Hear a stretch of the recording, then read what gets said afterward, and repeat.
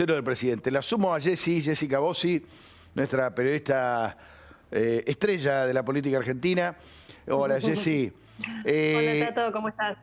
Bien, ¿cuál es tu análisis de todo esto? ¿Qué pudiste averiguar? Hoy reconoció el gobierno quiénes son, por lo menos algunos de los odiadores seriales, refiriéndose a los opositores más críticos, ¿no? Sí, esto es así. Básicamente, hablando con distintas fuentes de gobierno, hay dos puntos a tener en cuenta. Por un lado es, digamos, aquellos funcionarios más identificados con Alberto Fernández. Bueno, Santiago Cafiero, ni hablar, él nace a la política, digamos, en primera de la mano de Alberto Fernández, porque antes había tenido cargos que no eran en el gobierno nacional. Y también Juan Pablo Biondi, que es su vocero, que también es alguien muy allegado a él, salen a ocupar los medios o la agenda con declaraciones que lo que hacen es lo que se conoce como arrastrar marca.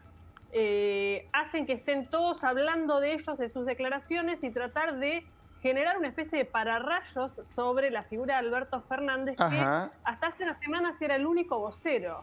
Hay un pedido para que los funcionarios de primera línea salgan a la cancha, traten de generar algún tipo de, no sé si, no ruido, sino de copar un poco la agenda, sino todo recae sobre lo que dice Alberto Fernández, y es el que se lleva, obviamente, todas las críticas cuando lo que dice genera o polémica o da para discusiones. Entonces, eso es por un lado. Y por otro lado, lo que hace es dividir a la oposición. A ver, acá está hablando Jessy de una estrategia. Yo igual solo quiero resaltar si llamar inútil a un expresidente solo para llamar la atención y protegerlo a Alberto es lo más indicado. Pero bueno, esto formaría parte de una estrategia, decís vos, para que aparezcan dos voceros, Santiago Cafiero y Juan Pablo Biondi, y para dividir a la oposición. ¿Por qué? Por esto de los críticos son odiadores, los que colaboran son amigos. Bueno, sí. ¿Qué es lo que quiere el gobierno en las próximas semanas, más allá del tema de la cuarentena, de la pandemia? Quiere empezar a poner en marcha un paquete de medidas y también proyectos que tienen que pasar por el Congreso. Para eso va a necesitar votos en algunos casos, porque no tiene como para hacerlo por su propia cuenta el oficialismo. Y está, digamos, de alguna manera dividiendo la oposición, generando, claramente poniendo de un lado los sectores más duros y por otro lado sentándose con los que tienen para negociar. ¿Que quiénes son los que tienen para negociar? Los gobernadores radicales que tienen votos en el Congreso. Sí. Horacio Rodríguez Larreta, que es alguien que tiene responsabilidad de gestión de la Ciudad de Buenos Aires, que negocia otro tipo de cosas, pero con esto genera un enorme ruido dentro de la oposición. De hecho, la semana pasada estábamos hablando de las internas de por el cambio por las posiciones políticas. Bueno, esto le mete más ruido. Le mete más ruido porque Alberto Fernández dice la palabra odiadores seriales al lado de Larreta, al lado de Gerardo Morales, de Suárez, el gobernador de Mendoza.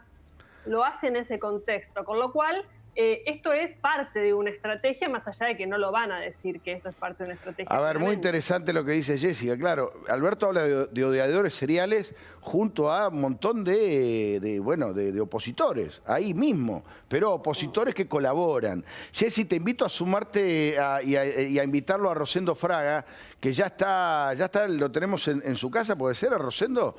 El gran analista político Rosendo, que es un caballero que siempre nos atiende. Rosendo, te molestamos poco, pero solo porque sabemos que sos una persona muy amable.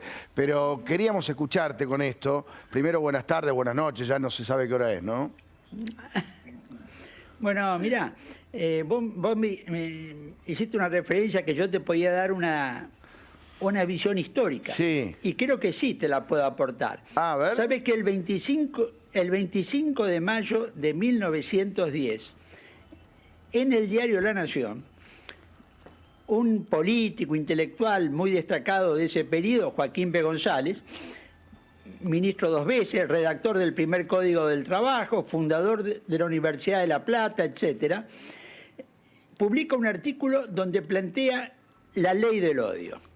Él explica el primer siglo de historia argentina, de vida argentina, escribía el 25 de mayo de 1910, el día del centenario, que la historia argentina estaba plagado de discordias, plagado de conflictos, y que incluso él podía plantear esa idea de una ley del odio para interpretar los conflictos, las discordias de la política argentina de su primer siglo.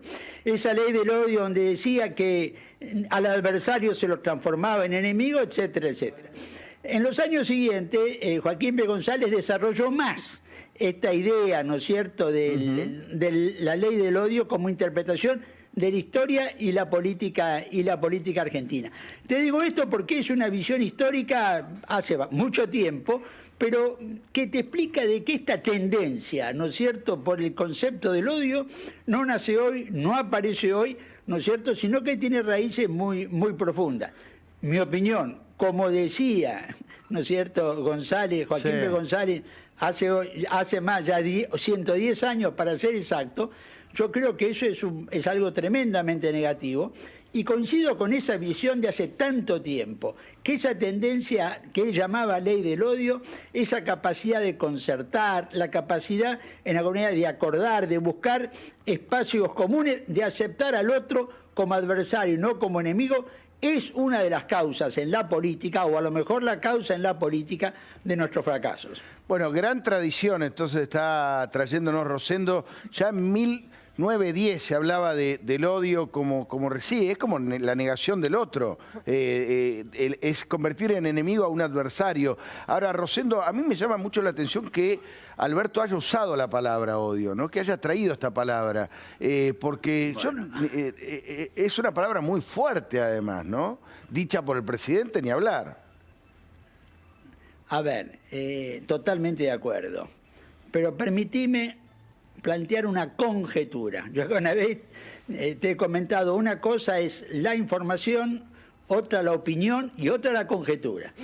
Y yo me voy a permitir hacer una conjetura. Yo no sé si el presidente pudiera volver atrás a ponerse ayer a la mañana si hubiera repetido el término que usó. Y te voy a decir por qué. Porque él montó un escenario para otra cosa. Claro. Montó un escenario con todas las entidades empresarias más importantes, con los gobernadores, con la oposición. Claramente su intención retomó el discurso de unidad nacional y esa palabra, ese término, odiadores seriales, es como que dejó a un costado, anuló en materia de comunicación y de imagen lo que él había montado con algún esfuerzo, ¿no es cierto?, en este sentido. Bueno, a veces en política uno comete errores. A lo mejor el presidente está pensando todo lo contrario de mi conjetura y que fue un acierto. Sí, yo diría que ese término complicó todo ese escenario con un mensaje de unión nacional que él había elaborado. Y lo había elaborado, y acá quizás sí aporto algo de información, para que no volviera a pasar lo del 20 de junio. El banderazo del 20 de junio, donde sí, como decía Jessica, el gobierno quedó a la defensiva, quedó sin, ¿no es cierto?, sin respuesta, pero perdió la oportunidad de la unidad nacional. A mí me parece que la intención inicial de él, además lo vimos en los hechos. Y ese término me parece que se fue de la mano o concentró la atención no necesariamente en lo que él hubiera querido. Jessy. Sí, me quedé pensando en lo que Rosendo planteaba acerca del odio de hace tanto tiempo como tradición histórica, y me acordaba de otra cosa que no lo usó Alberto Fernández, pero que sí lo usaba Néstor Kirchner, que es referenciar, aunque parezca irónico quizás en un punto, pero referenciarse a ellos mismos como el amor. Néstor Kirchner en sus actos hablaba de la plaza del amor, y esto otra vez se vuelve como a poner en juego, y no sé qué rédito político puede tener el gobierno en polarizar, porque claramente, más allá de la palabra odio o otras palabras, lo que está buscando es, o lo que se termina generando es polarización otra vez. Sí, me permitís, sí, Rosendo, dale. Mira, yo te diría que el término odiadores seriales no empezó ayer. Ese término estaba ya, bueno, en lo que hoy en redes sociales, en algún artículo de agrupaciones, llamémosle así, ultra K, él toma un término, pero toma un término, yo diría, de un extremo de la política, como hay extremos de la política también, ¿no es cierto?, en el otro lado. Entonces me parece que, a ver, lo hizo tomando con debida conciencia de lo que eso significaba, pero acá hay algo muy claro. Ayer la política argentina se polarizó más. Si hubo una intención de acercar posiciones en el contexto, en el lenguaje en la política juega un papel fundamental, claro, ¿no es cierto? Cómo se dicen las cosas juega un papel fundamental. Entonces me parece que si hubo una intención, que creo que paradójicamente lo hubo, esto, como se dijo recién, nos llevó a una mayor polarización política. Bueno, acá hay una vieja frase en la política que dice que a veces saber elegir ¿no es cierto?, el enemigo es tan o más importante que elegir el amigo. Vale en la política cínica, pero cuidado, uno a veces pone en marcha fenómenos, situaciones que después se van de las manos. Eso es lo preocupante, ¿no? Que se vaya de las manos, sobre todo porque hay mucha militancia, muchos fanáticos dando vueltas. Encontramos una referencia al texto al que hacía referencia Rosendo sobre el artículo de Joaquín B. González en 1910 llamado Un ensayo crítico histórico acerca del desenvolvimiento de la Argentina en su primera centuria. Escrito a la manera del juicio del siglo, pretendía extraer de nuestro pasado unas tendencias sociológicas que permitiesen comprender el porqué de las llamas de las pasiones de cada época. Y decía, entre 1810 y 1910 en la Argentina se habían transformado a la sociedad y a la economía, mientras que la política permanecía aferrada según aquel polifacético hombre de Estado, historiador, jurista, sociólogo y educador. Acá habla Rosendo de cómo los políticos iban por un carril separado del resto de la sociedad, ¿no? No sé si esto forma parte de lo que pasa hoy, pero como si la política no fuera representativa de la sociedad, sino que jugara un partido aparte. Bueno, en aquel momento, en 1910, lo que planteaba en realidad Joaquín B. González, mire, este país es el país, digamos, no decía, más alfabetizado de América Latina. Claro. Este país ha progresado en la economía. Es decir, lo que él planteaba es cómo ese éxito, ese desarrollo que había tenido la Argentina en distintas áreas, que lo hacía llegar a 1910 como el país con mejor imagen de América Latina, etcétera, contrastaba con el subdesarrollo de la política. Esta era la idea que él transmitía. Quizás la diferencia hoy es que podemos cuestionar la política, pero también podemos cuestionar la economía, la desigualdad social, claro, nuestro retraso relativo en materia de educación. Entonces me parece que acá es la diferencia. Ahora, mira, corregir la política es fundamental. Y la política a veces se corrige cotidianamente, ¿no es cierto? Y adoptar un lenguaje más conciliador es una contribución a mejorar la política que puede parecer formal o menor, pero cuidado, es muy importante. Te pregunto por Mauricio Macri, Rosendo, porque estamos hablando de polarización, por un lado, bueno, el Alberto o el kirchnerismo, y por el otro lado, Cambiemos y la figura de Macri, que estaba escondida y que reapareció justo esta semana. ¿Qué viste de esa reaparición? Mira, a mí no me... Yo te digo, a veces no es muy adecuado hacer analogías, ¿no es cierto?, en alguna medida. Pero yo creo que con la polarización política, el presidente no gana. Puede ganar Macri por un lado y puede ganar el kirchnerismo del otro lado. Qué interesante. Es decir, el presidente, ¿viste? El presidente, en mi opinión, crece, se ubica en lo que yo denominaría una ubicación de árbitro de la política, ¿viste?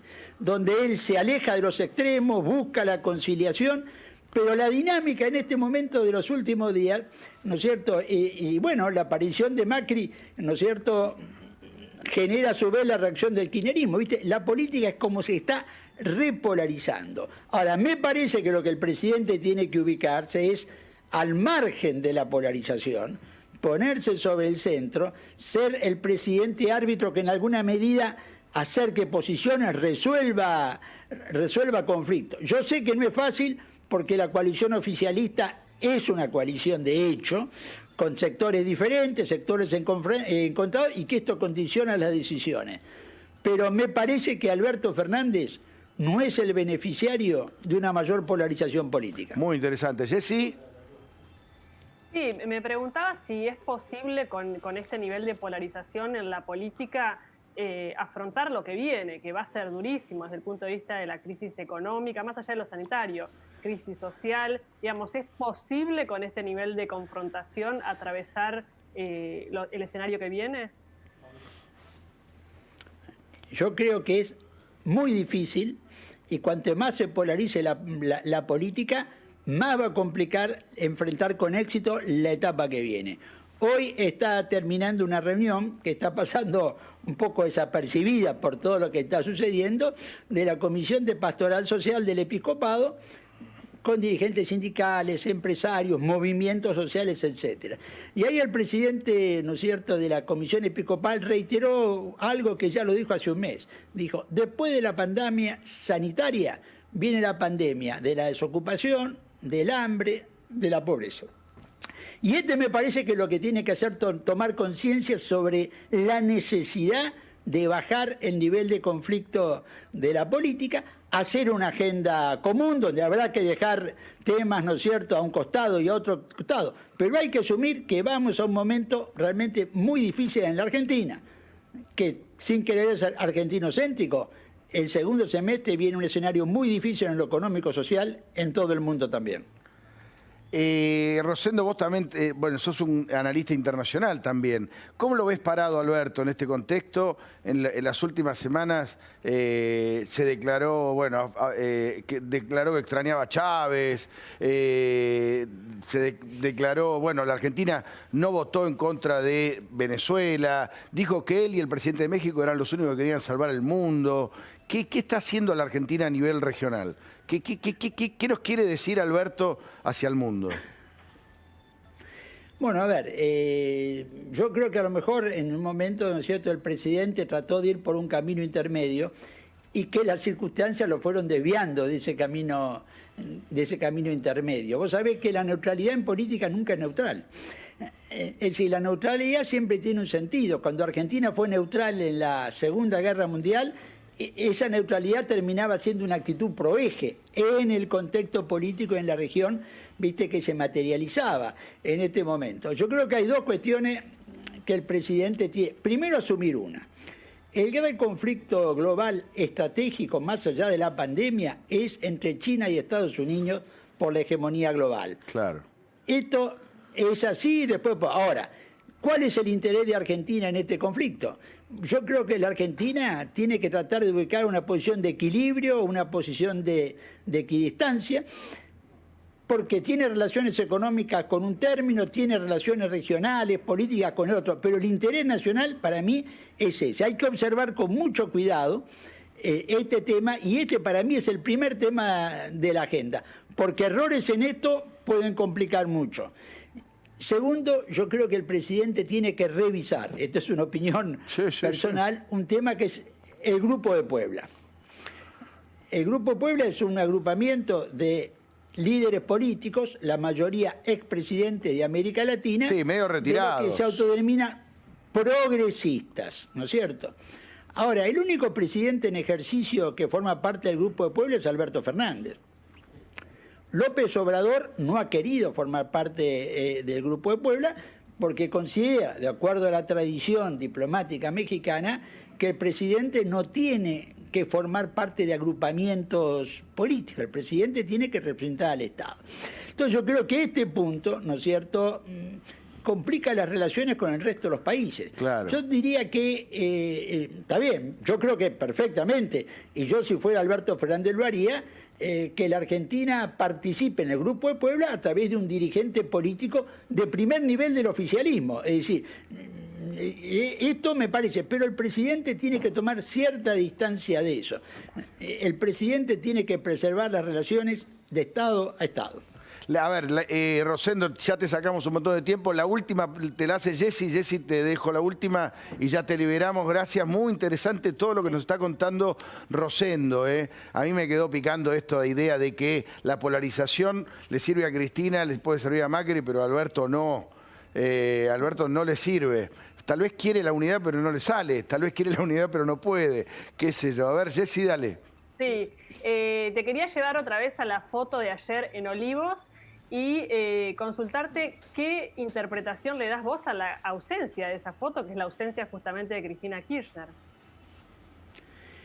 A ver, yo puedo tener diversas interpretaciones. Primero, tengo que ponerla en un contexto. Cristina dijo públicamente, y fue lo último que dijo públicamente al surgir la pandemia, dijo, no es bueno que el país tenga un liderazgo bicéfalo, fue el término exacto que usó, en esta crisis. Entonces, si esto fue, ¿no es cierto? Si esto fue una estrategia política, bueno, es otra discusión. Sí, lo que diría es que ha sido coherente en este periodo de mantener el silencio, lo cual no quiere decir que no haya utilizado eficazmente en términos políticos este silencio en lo que en el peronismo se llama construcción de poder. Desde este punto de vista me parece que es una constante en la política de ella. Nunca quiso interferir en ese triángulo de comunicación presidente, jefe de gobierno, gobernador de la provincia de Buenos Aires, y me parece que ella está en una estrategia en esta etapa de no ocupar espacio público, de no hacer comunicaciones públicas, pero en mi opinión de un intenso trabajo en la construcción de poder dentro del oficialismo. Rosendo, querido, gracias, la admiración de siempre.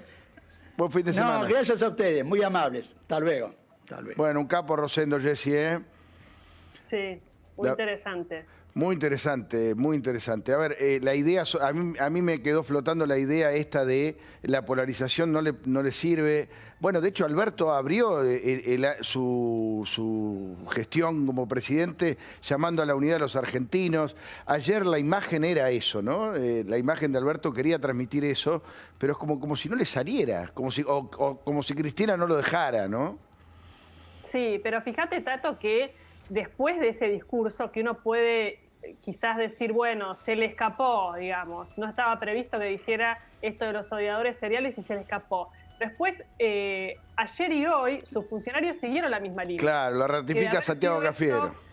Sí, que de haber sido esto un error, no lo hubiesen profundizado, esa misma línea. Lo que planteaba antes respecto a la estrategia del gobierno es esto, y quizá no le da resultados, quizás es lo que dice Rosendo, que la polarización no ayuda en nada a la figura de Alberto Fernández en este contexto. Pero pareciera que están buscando un poco eso. A ver, vamos a seguir hablando. Uy, ahí se nos perdió un poquito el sonido. No, Jessy.